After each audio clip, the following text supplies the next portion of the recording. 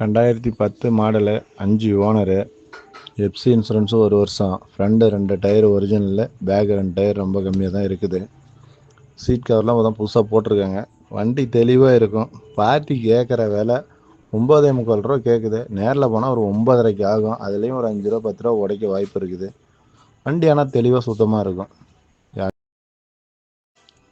2010 model, 5 owner, FC insurance 1 வருஷம், front 2 tyre original, back 2 tyre ரொம்ப கம்மியாக தான் இருக்குது. சீட் கவர்லாம் தான் புதுசாக போட்டிருக்காங்க.